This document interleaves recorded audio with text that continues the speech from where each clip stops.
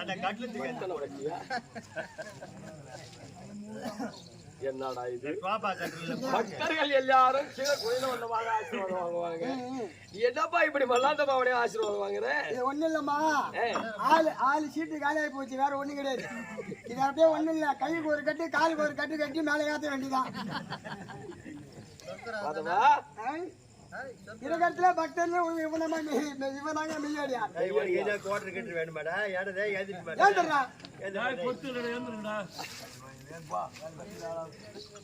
ஆசீர்வாதம் உண்டாகட்டும்.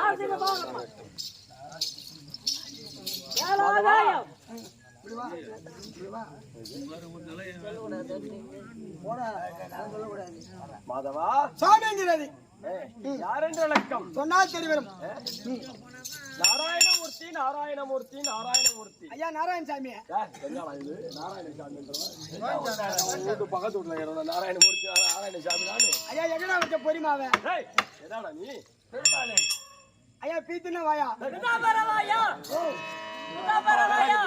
ஐயா முரங்கரி வருதா? முரங்கரி. ஐயோ அப்பா அம்மா தெளிவா எவ்வளவு தெளிவா இருக்கிறான். கோவிந்தா கோவிந்தா கோவிந்தா நாராயணமூர்த்தி. வீட்டுல பக்கத்து வீட்டுல இருக்கிறவங்களோட மீன் வைக்கிறவங்க கிடையாது.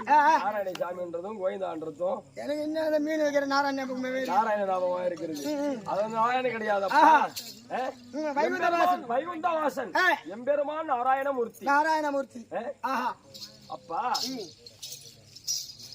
அலைமகள் கலைமகள் மலைமகள் மலைமகள் ஆரணன் பூரணன் காரணன் பிரம்மா ருத்ரன் விஷ்ணு அப்படி கிருஷ்டி திதி சம்ஹாரம் அப்படி என்று சொல்லக்கூடிய யுகம் 4 திரைதா தோபரி கலியுகம் அப்படி என்று சொல்லக்கூடிய 4 யுகம். 4 யுகத்திலே முதல் யுகம் எப்பேற்பட்ட யுகம்? திரைதா யுகத்திலே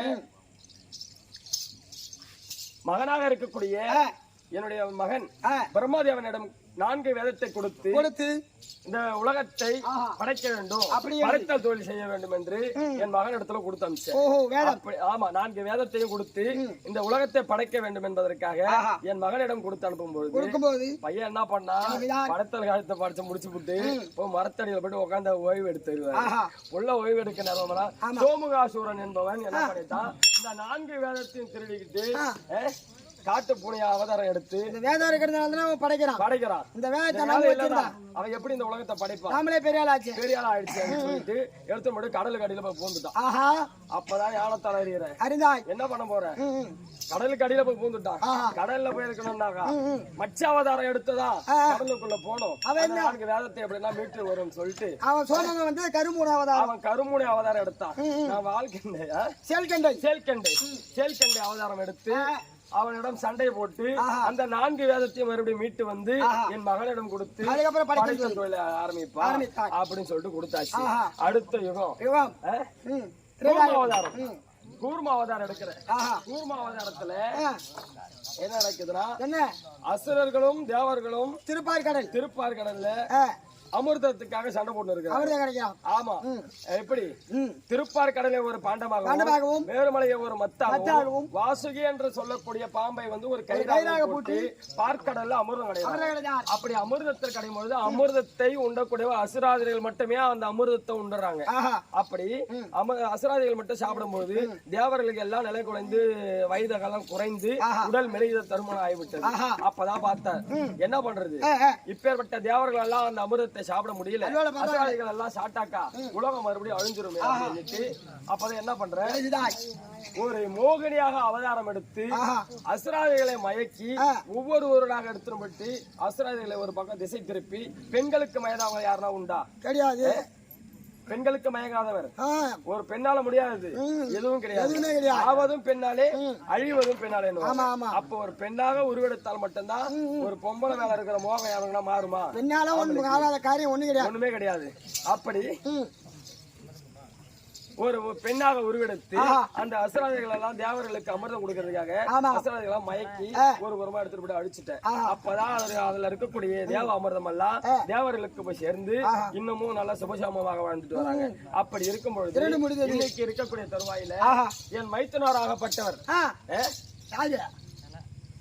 பரமேசன்டா. ஓ கைலாய கைலாய பரமன் என்னுடைய மைத்துனர். ஆஹா ஓட்டாண்டி பரமன் சொல்லக்கூடியது தட்டான்.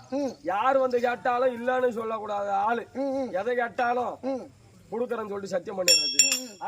அப்புறம் அபயம் வைத்து அபய மாமான்னு கத்த வேண்டியது. ஆமா நம்ம தான் போய் காப்பாத்தணும். அப்புறம் மச்சான் மைத்துனரை விட்டுட்டோம்னா தன் தங்கச்சி தான் வீணா போயிடும். தங்கச்சி தாலி அறுத்துருவாங்க.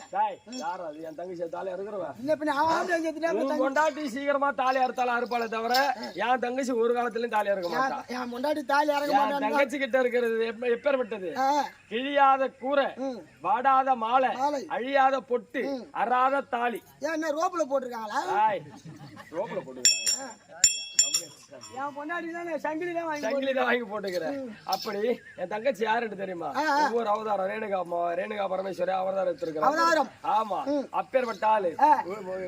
ஊர் உலகத்தில் இருக்கக்கூடிய மாநில ஜன்மங்கள் எல்லாம் யாரிடத்துல வந்து தாலி பிச்சை கேட்கறது?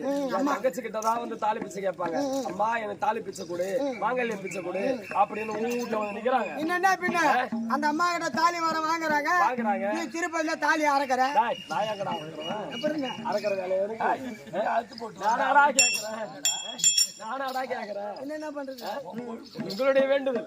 நான் யாரு தாலியாவது அர்த்தம் வந்து போட நான் கேக்குறேன். திருப்பதி இருக்கிற வேலை எனக்கு. திருப்பதியில காலால கிண்டி விடுறாங்க பணத்தை சல்லாடை போட்டு சலிக்கிறாங்க.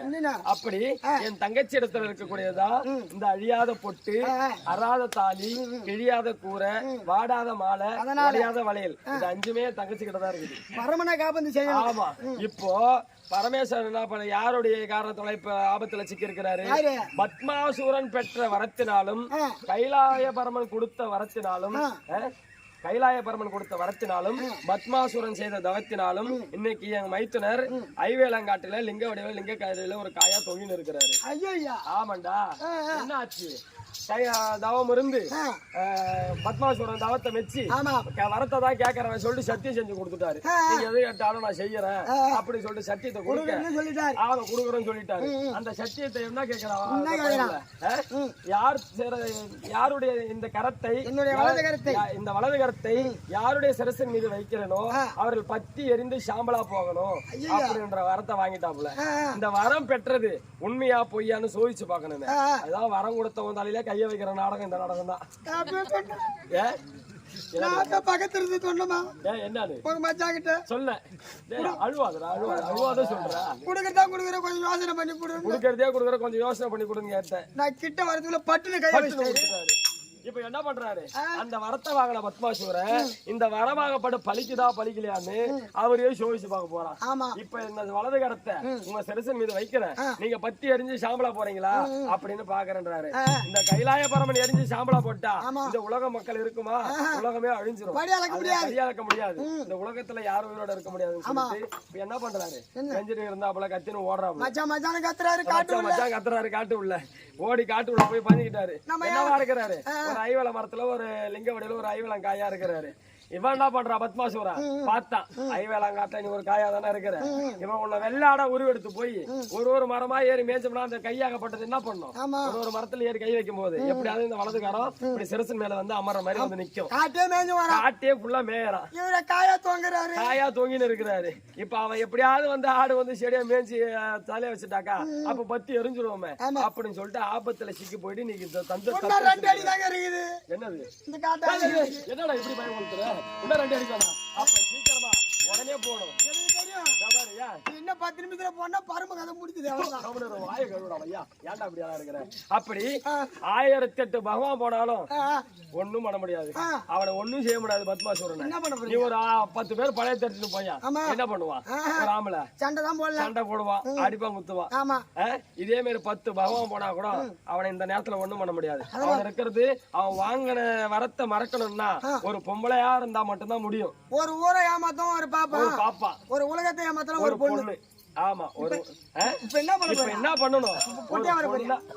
பொட்டை வர போறேன். பொண்ணுன்னு உனக்கு வாயில வராதடா.